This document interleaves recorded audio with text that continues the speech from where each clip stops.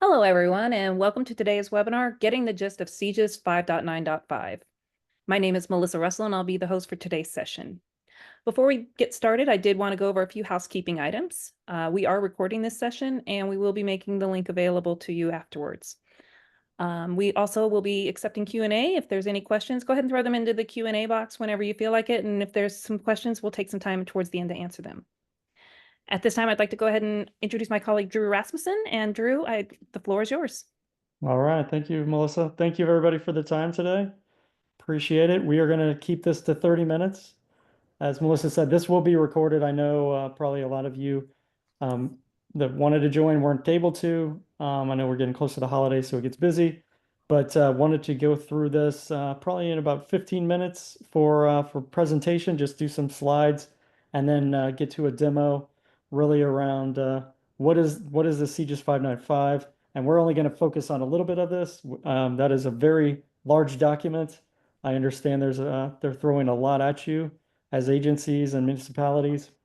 So we want to focus on just one area of this, and we'll talk that. Want to thank Panasonic as our co-sponsor here. We work quite a bit with them. They are well, I'm with Eclipsium, as Melissa said, but we're the company behind their solution, Smart Compliance. It's the same exact solution on the back end. We've been partnering with them for the whole year now. We have quite a few agencies that have already onboarded and started using this technology to be in compliance with CJIS. So look forward to working with all of you as well if you're interested. So, like Melissa said, if you have any questions as we go through this, feel free to put them in the chat and we'll get them addressed at the end. But hopefully this is pretty straightforward.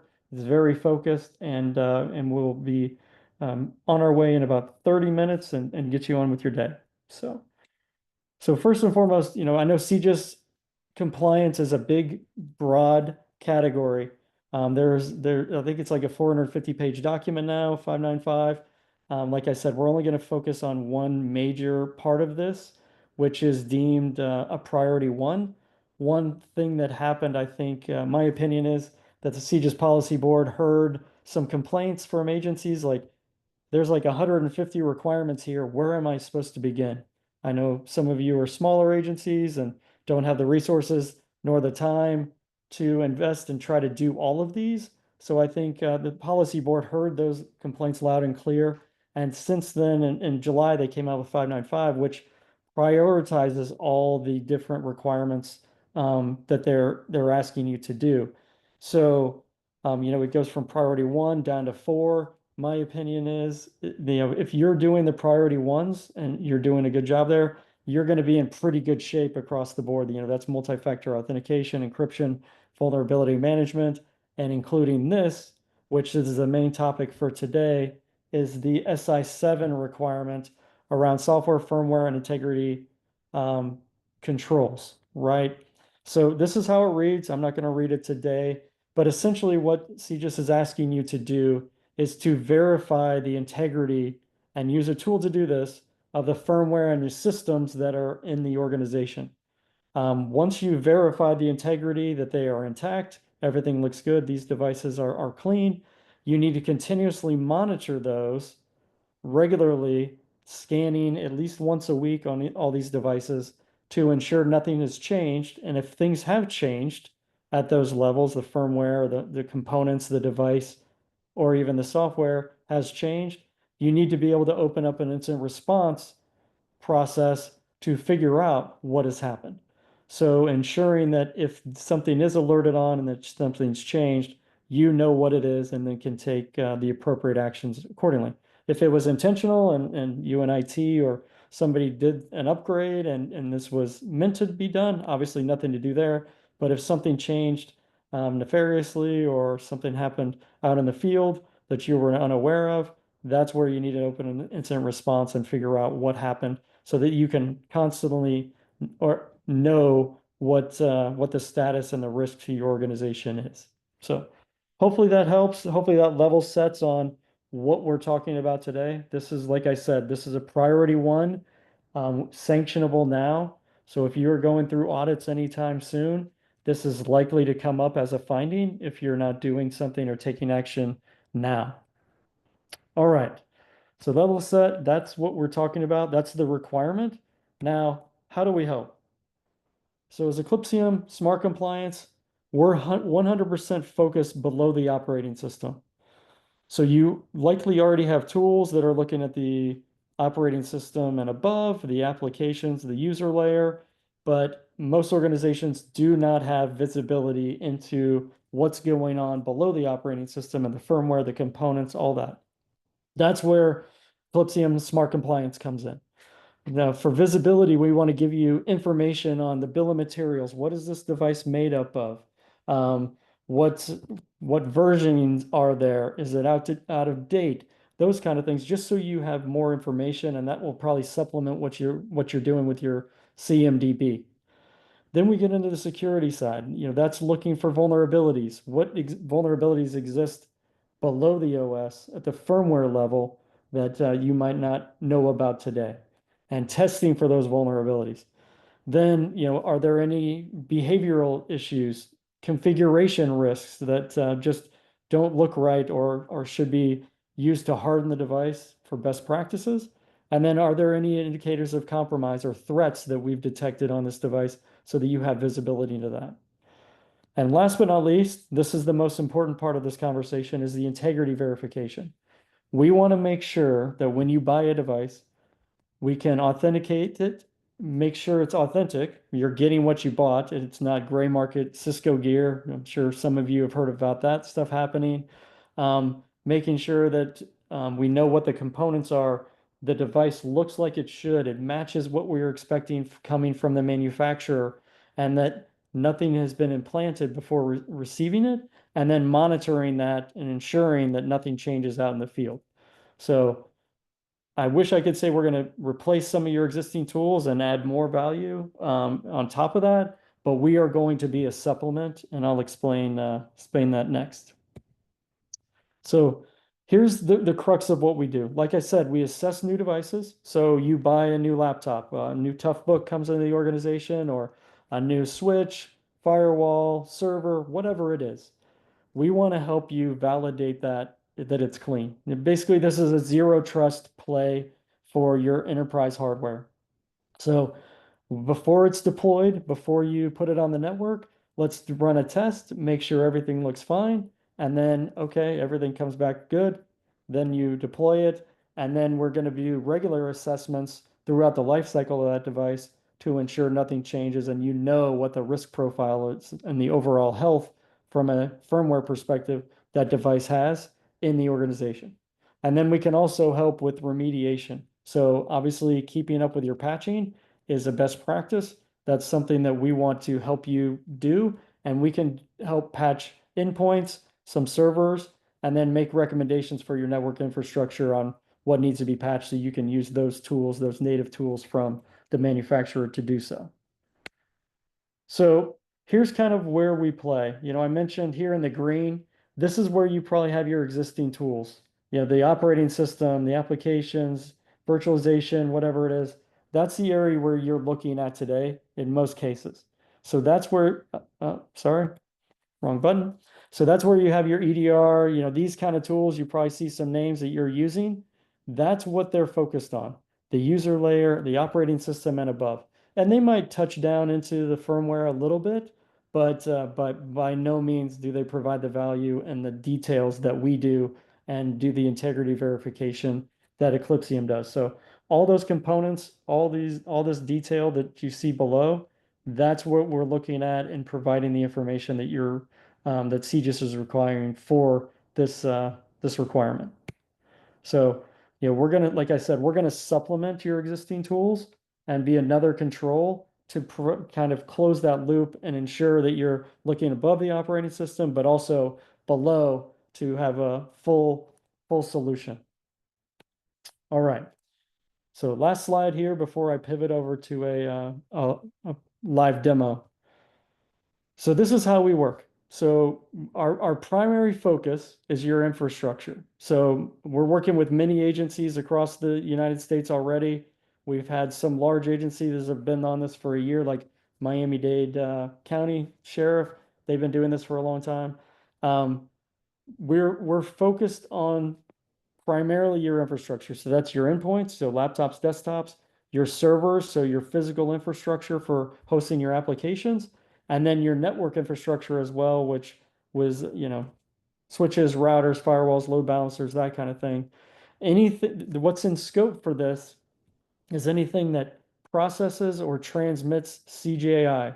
So that's why most agencies are covering these three areas because that's the primary use case and requirement. We do have some additional capabilities, and we're trying to work with like Axion to do body cameras, and that. But we can talk about that at another time, and we'll table that if you're interested in further information. We can do that. But for the most part, for this use case, we're focused on the infrastructure. And so on the left side here, we have our sensor. So we'll call that our software, and it can run in multiple ways. We can install it if that's the best way. We can run one time, like as a scheduled task or through GPO, something like that. We can run at boot up time. We can run remotely, where we're remotely interrogating and authenticating to devices like, your networking equipment. Those are locked down appliances, black boxes. We can't install things. We can't really run things there. But what we can do is authenticate to them using SSH or web APIs, tools that the manufacturers provide to reach into the device, authenticate to it, and get the information that we're looking for. So either way we decide to run, our software, all its job is to do is to extract the firmware, the component information, the component firmware, the hardware information. Everything you see here in the middle is the information we're gathering off that device. So when the software runs, the sensor runs for like 30 seconds, maybe a minute on the high side in the background, using very, very little resources to extract it. Once we've extracted that, we compress it, encrypt it, and then we upload that to the cloud, and that's where all the analysis and processing happens. So once we bundle this and it's packaged, it goes to our backend, which is running in the cloud.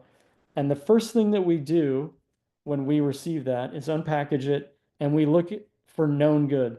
So we have a database, I think of like 9, maybe 10 million known good firmware right now. And the first thing that we do is we work with all the OEMs. So Panasonic, HP, Cisco, Dell, you name it. We work with all of them to gather their firmware and information about their devices. So we run it through our analysis system and say, hey, here's what a golden image looks like for this model and this firmware version. So the first thing that we do when we extract this is look and say, hey, does this device itself, everything we extracted, look like what it should from the manufacturer? If all the binaries look the same, then chances are the integrity is intact. And that's how we're verifying, at least initially, the the integrity of a device and saying, hey, we got this from Panasonic. This device looks the same. Everything looks great. Now the integrity is good. Now let's start looking for change. Let's see if this device changed from yesterday or the last time we scanned it. Are there any configuration risks? Are secure boot disabled? Are best practices turned off that should be enabled to just increase the security on these devices? Then we're looking for vulnerabilities. So, candidly, this will probably have a little bit of an overlap with what you might be doing with your vulnerability management solution today, like Qualys, Tenable, Rapid7, whatever you're using. We're just going to have more information and probably provide a little bit more detail into the firmware-based vulnerabilities, but there will be a little bit of an overlap on that. I want to be completely transparent. Then we're looking at threats. Are we seeing any indicators of compromise? We're constantly doing research. We're constantly gathering new threats, new attacks, and adding them to our system to look for indicators of compromise or things that are just don't look right, behavioral issues, those kind of things. So once we run it through not only the known good verification, then we continue to do further analysis on this. Then we spit out basically a health report of that device. So it gives you, at that point in time when we ran that scan, what does this device look like? And what's the overall risk to my organization? Okay, so we're right on time. Let me now share. Let me do a quick demo, and this will hopefully make a lot more sense. Hopefully this is hitting the mark. It makes sense.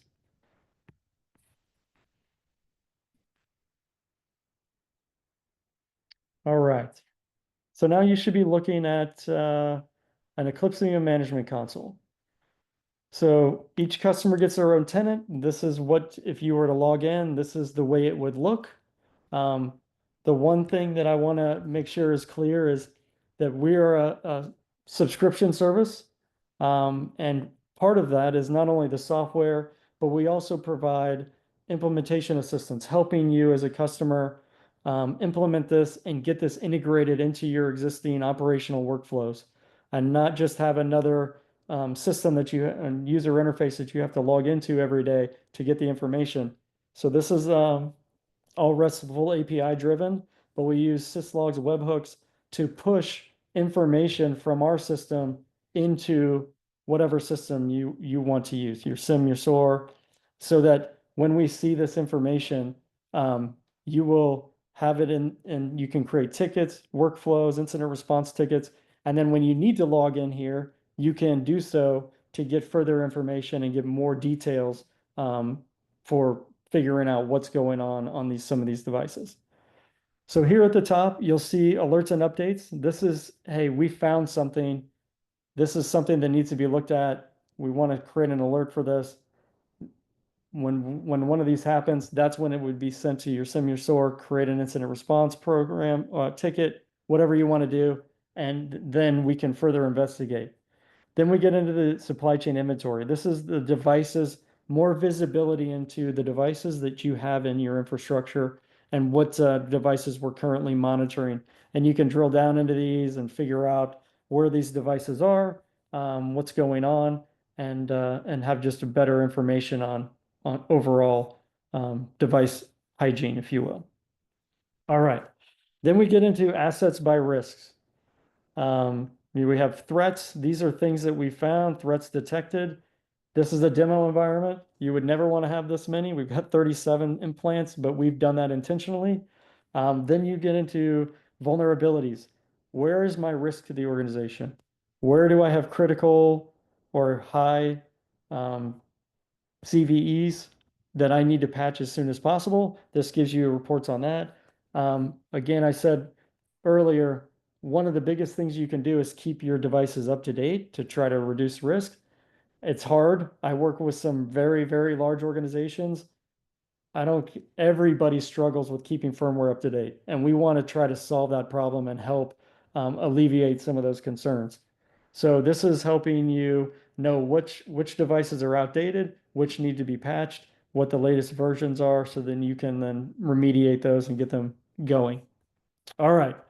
So let's pretend we've got an alert, and we're going to dig into one of these devices here, and we're going to show you where we might have some issues. All right, so I looked a little bit earlier. I was trying to find a Panasonic Toughbook that has an implant.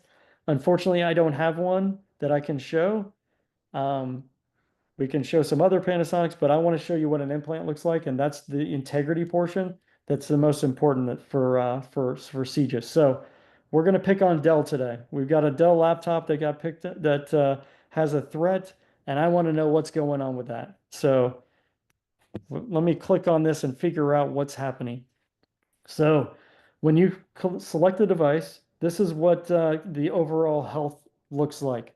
So at the top here, we're looking at known good firmware. No, that's suspicious. The firmware reputation, is this looks like it normally does? Nope, something looks different. We found something. There's an indicator of compromise. We've detected a threat. Just kind of a easy, quick way for you to see what might be happening on this device. Then we dig into that. We're going to give you some asset information here. So we want to give you some identification information so you can go and find out where this device is, who has it, where we can go and actually remediate this and figure out what's going on. But the important part down here is the bill of materials. So this is basically all the components of this device, everything that we were able to extract and get the information. I I'm making an assumption here that you probably don't have anything that shows you this level of detail today. That's what we're bringing to the table. Everything that kind of makes up this laptop, we want to show you all that information. So we kind of look at each component individually and we're evaluating it for integrity and risk and vulnerabilities. And that's why you can see it all broken out. Um, so we use kind of a simple stoplight methodology. So green means good. There's really nothing to look at here. Yellow means there's risk, which most of the time means there's vulnerabilities or something that needs to be patched. Maybe not needs to be done right away, but it's something informational so you can figure out what's going on. And then red, obviously red is bad. And that's where we run into situations where we need to figure out what's going on right away because we've detected something that's a compromise or a threat or whatever. So let me click on that. Let me see what's going on. And you can see that we bring up the UEFI, the BIOS on here. We're going to give you the risk status of the UEFI, the BIOS. We're going to show you all the vulnerabilities that exist on this device. And again, this is probably going to overlap a little bit with your vulnerability management scanner. You can click on these to get more information. You can see what the details are on the vulnerability. You can get a report on what other devices are susceptible to this that also have this vulnerability, and then just know what all these are so you know what the risk is for each one. Then we get into versioning and updating. So the current version is from 2017. Obviously, that is really, really old. That's probably why we have 134 vulnerabilities on this. And updating those is going to be very important. And I'll touch on that in just a second. So the integrity status. This is the most important part for the CJIS SI7 requirement. Validating the integrity and continuously monitoring for that integrity. So here, the integrity status says threat detected. And we show you, hey, we've got an SMM backdoor. We've got some suspicious sections in the UEFI binary. We got one binary that failed integrity, and we got one binary that failed analysis. What does that mean, and how do we get here? Let me drill down here a little bit, and I'll show you what that means and how this worked. So when we scanned this device a little while ago, when we looked at it, when we looked at the binaries, we extracted all those. There's 523 that encapsulate this firmware, the UEFI. Of those 523, only one failed analysis. And what this means is when we compared this to what we received from Dell for this model and this firmware, one of these does not align. It just doesn't match what we expected to do. So that's the first check that we did. So from a known good verification perspective, this failed. So the integrity is probably not intact. And if you look down here, what failed, we give you the GUID, the hash, so you have all the information you would ever want on this to figure out what's going on and what changed.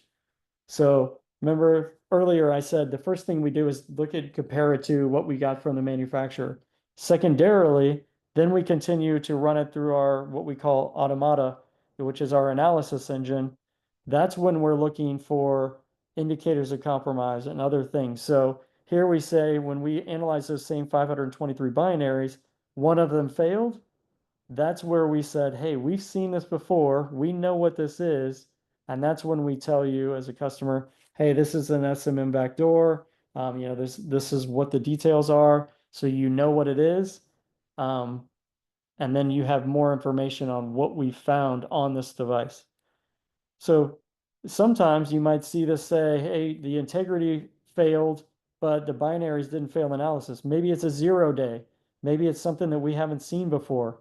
In that instance, that's where you would reach out to us and we would figure out together what's going on because this device has changed, the integrity's failed, but we're not sure exactly what it is. So help us do an investigation and figure out what might be happening on this device and what the best way to remediate this is to resolve the issue. The other part of the secondary part of the CJIS policy requirement is constantly monitoring and looking for change. So every time we do a scan, we keep that, all the details and the firmware history. So we're not only comparing it to what we got from the manufacturer, we're also comparing that to the previous scan. So if you want to scan every day, great, no problem. If you want to scan weekly, that's still in compliance with the policy. So each time you scan, we're going to compare that. So let's pretend that this says changed. We're going to be able to tell you, hey, between these two scans, something changed on this device. We're going to give you the details between the two. You can download both versions. You can figure out exactly what the details were and what happened, so you know what to do and what the right response is going to be. All right. Hopefully that makes sense. Now let me go back to this screen here. So that's the integrity portion.